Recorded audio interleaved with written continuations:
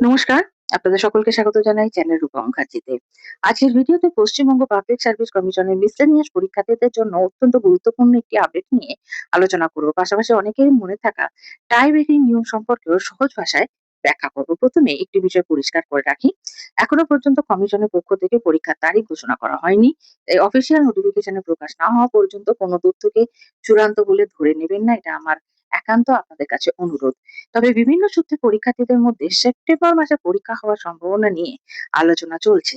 যদি সত্যিই সেই সময় পরীক্ষা নেওয়ার পরিকল্পনা থাকে, তাহলে খুব শীঘ্রই কমিশনের পক্ষ থেকে বিজ্ঞপ্তি প্রকাশ করা প্রয়োজন। কারণ পরীক্ষার্থীদের প্রস্তুতি, তারপরে পরীক্ষা সেন্টারে যে ট্রাভেল করে তাদেরকে যেতে হবে, স্টাডি প্ল্যান সবকিছুই কিন্তু সেই পরীক্ষার তারিখের উপর নির্ভর করে। এবার আসি টাই ব্রেকিং নিয়মে। ধরুন ২ বা তার বেশি পরীক্ষার্থী একই মোট নম্বর পেয়েছে। তখন কমিশন নির্দিষ্ট নিয়ম অনুসরণ করে মেধা তালিকায় স্থান নির্ধারণ করে। প্রথমে দেখা হয় পার্সোনালিটি টেস্টে কে বেশি নম্বর পেয়েছেন। যার পার্সোনালিটি টেস্টের নম্বর বেশি, তিনি অগ্রাধিকার পাবেন।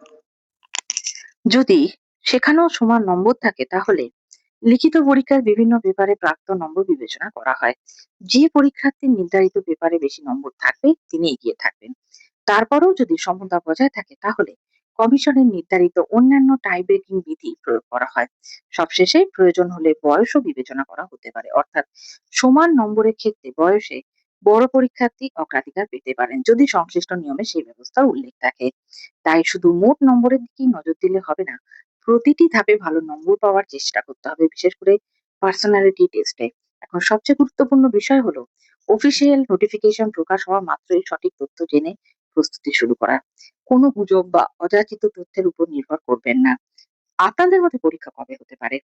নিচে কমেন্টে অবশ্যই নিজের মতামত জানান। ভিডিওটি ভালো লাগলে একটি লাইক করুন, শেয়ার করুন এবং পশ্চিমবঙ্গের সমস্ত চাকরির আপডেট সবার আগে পেতে চ্যানেলটি সাবস্ক্রাইব করে বেল আইকনটি অন করে রাখুন।